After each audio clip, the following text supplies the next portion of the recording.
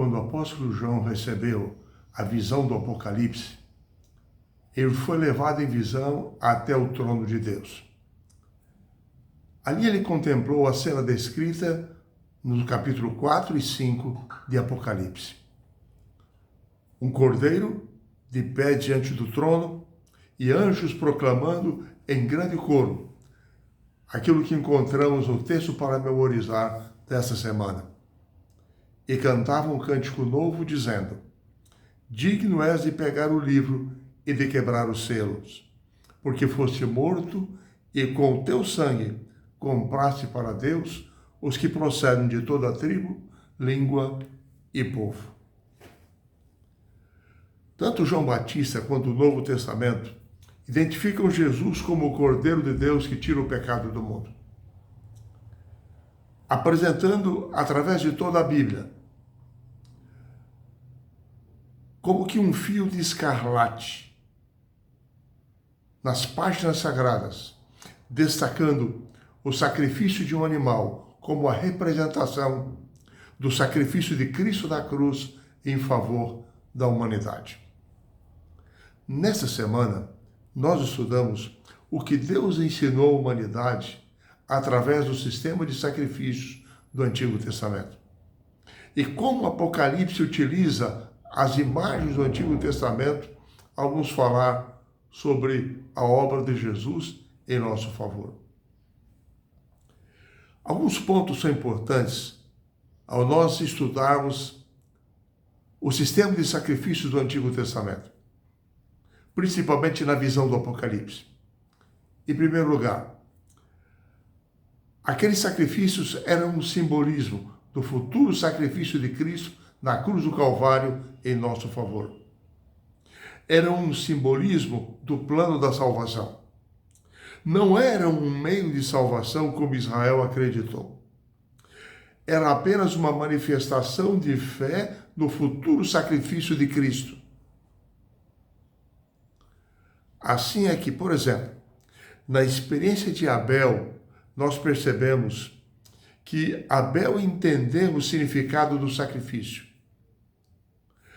Caim, entretanto, seguiu apenas um mero ritual, tentando cumprir uma exigência de Deus. Centrado em si mesmo, ofereceu das suas preferências na terra. Porém, Abel ofereceu como sacrifício um cordeiro de acordo com o previsto por Deus, demonstrando sua confiança no futuro sacrifício do Messias em seu favor. Como Abel entendeu os princípios da redenção, Deus aceitou a oferta de Abel e rejeitou a oferta de Caim. Na experiência do povo de Israel no passado, nós percebemos na descrição feita pelo profeta Isaías que eles se afastaram do Senhor, a maldade se multiplicou e eles tentaram compensar a sua má situação espiritual, seguindo apenas os rituais e cerimônias previstos por Deus no Antigo Testamento. Como se aqueles rituais em si fossem capazes para salvá-los. Porém, Deus disse-lhes através do profeta Isaías que estava cansado dos seus sacrifícios. Não os aceitava, porque não podia aceitar aqueles rituais ligados, aquelas festas religiosas, cerimônias e jejuns ligados a uma vida de iniquidade e de injustiça.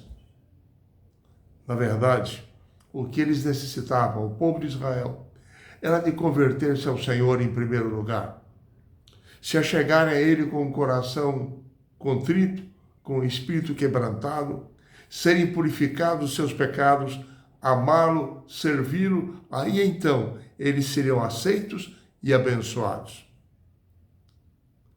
Na carta que Paulo escreve aos Hebreus, Paulo esclarece que não era o sangue de touros, bodes, animais que salvava os pecadores nos dias do Antigo Testamento. Não. Os animais eram apenas símbolos que apontavam para o sacrifício expiatório de Cristo, o Cordeiro de Deus que tira o pecado do mundo.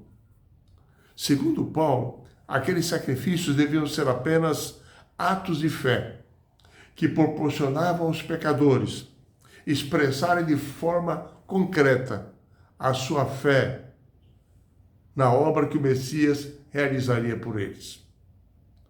Aqueles símbolos de Paulo eram tipos de Cristo. Foram cumpridos por um antítipo, que é a realidade. Cristo se oferecendo na cruz do Calvário em nosso favor. Quando Cristo morreu, Paulo destaca que o véu do santuário rasgou-se de alto para baixo, porque o sistema sacrificial já havia se cumprido em Jesus.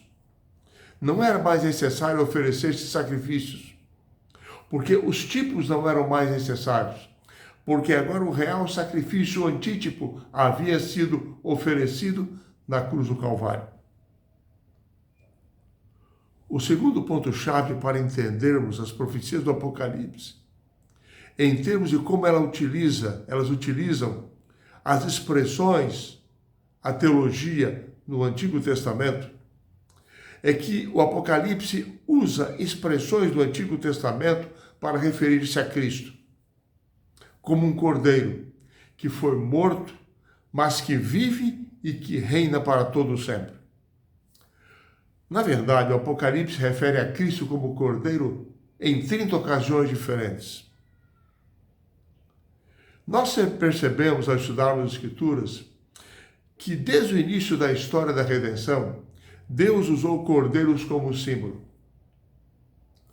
Abel ofereceu das primícias do seu rebanho.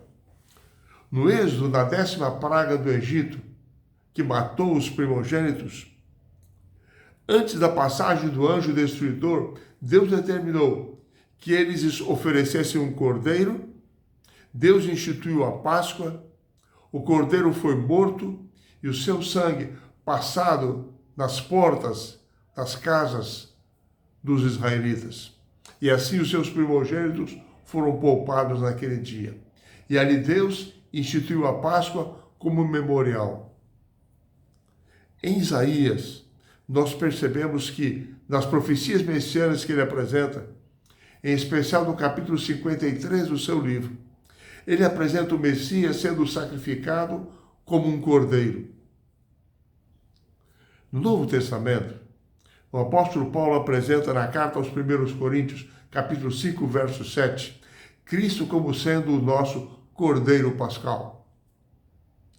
Ele apresenta Cristo aos coríntios como um segundo Adão, um novo representante da raça humana, sendo tudo aquilo que a humanidade deveria ser.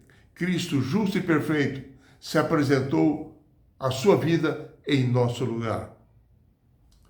Pedro, nas suas cartas, nos diz que nós fomos redimidos pelo precioso sangue de Cristo. E ele diz em 1 Pedro 1,18, como um cordeiro sem defeito, sem mancha, sem mácula alguma. O único que em sua vida satisfez perfeitamente a santidade de Deus. Jesus, é bom lembrarmos, foi sacrificado no dia da festa da Páscoa, porque ele era um cordeiro antítipo, o verdadeiro cordeiro pascual, oferecido em nosso lugar. Bom, algumas pessoas até dizem que aquele sistema de sacrifício de animais era muito cruel, injusto, desumano.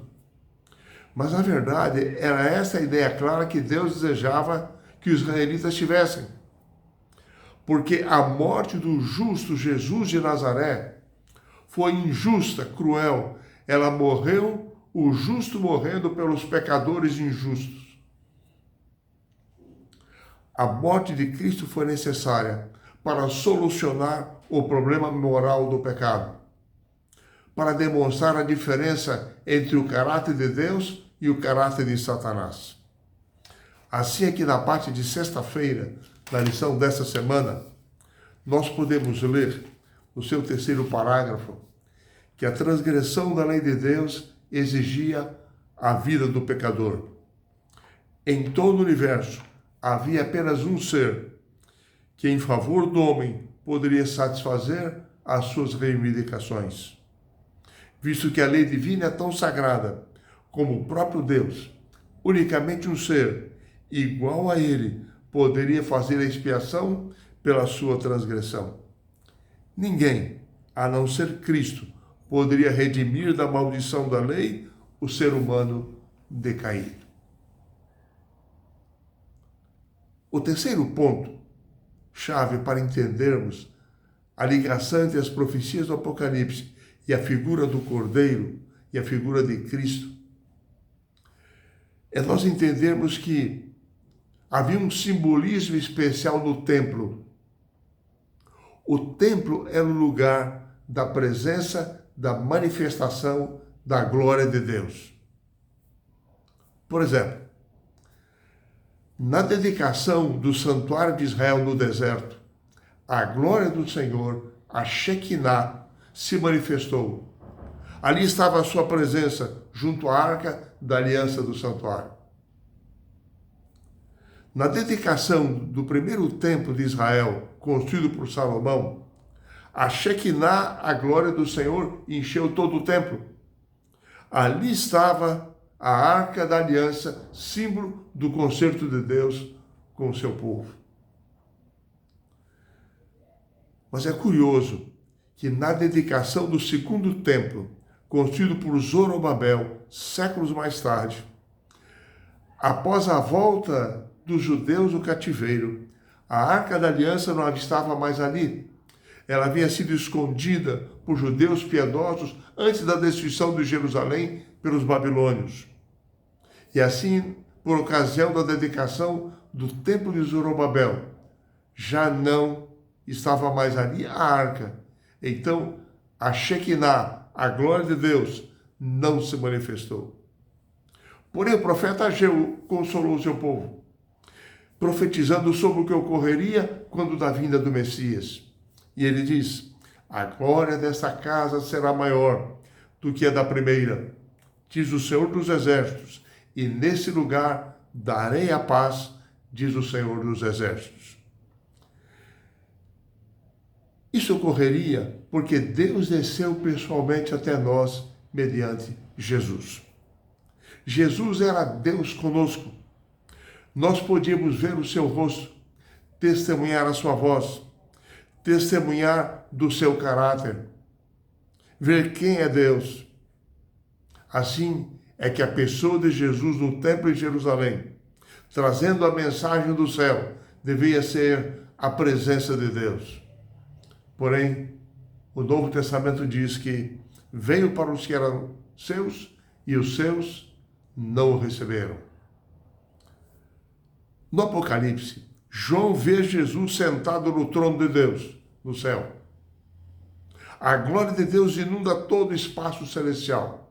E João ouve louvores dos anjos cantando vivos ao Cordeiro. Aliás, nós encontramos através de todas as Escrituras profetas enaltecendo o trono de Deus. Alguns deles, como Isaías, Ezequiel, João, tiveram o privilégio de ter uma visão especial do trono de Deus. E quando nós comparamos o que eles escreveram em seus livros, Isaías começa dizendo que a glória de Deus circundava o seu trono. E ele inicia a sua descrição mostrando que seres celestiais proclamavam a santidade de Deus. A um tal ponto que Isaías reconheceu a sua indignidade diante daquele momento.